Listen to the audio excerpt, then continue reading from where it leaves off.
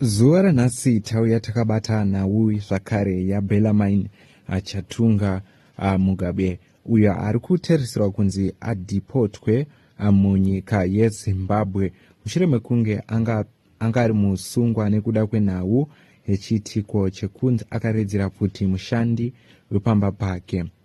Kusangana kwatinoita pano paHarare Networks patinobata nhau maererano nedzinenge dzichiitika munharaunda munyika yedu yeZimbabwe.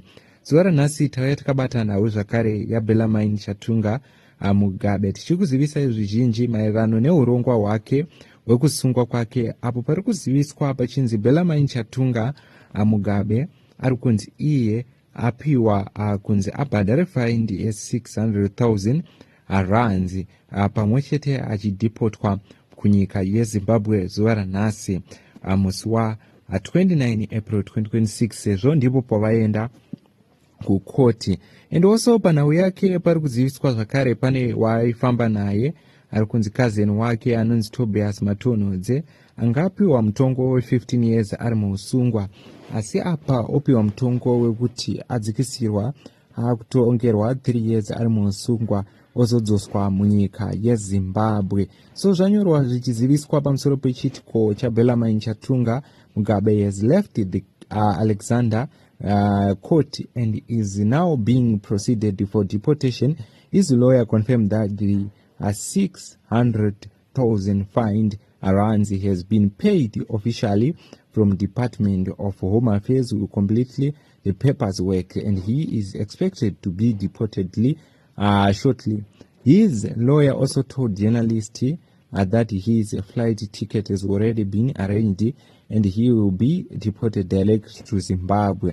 His cousin Tobias Mugabe Matonodze will remain in South Africa to serve his sentence after being given 3 years in a prison. So ndona uyu kubuda ndo zviri kutaurika ende zvizhinji zvichange chiziviswa.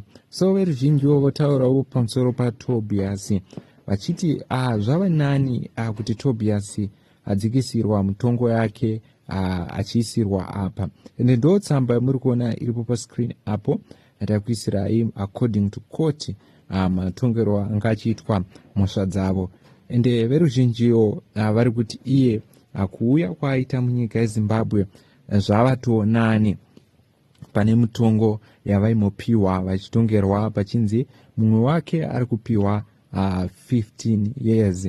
So apa vanhu vari kuti ne matongerwo anoitwa akujeri achange ane 18 months ari musungwa apa, asi zvichange zvichizogadziriswa achizoendesa mapepa achiita apiu yemutongo waapiwa uyu.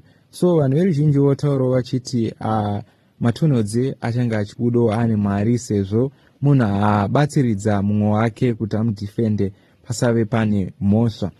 Hamene munozviona sei? Ndidzo dzimwe nhau dzatauya tikabata zuva ranhasi pano paHarare Networks patinobata nhau.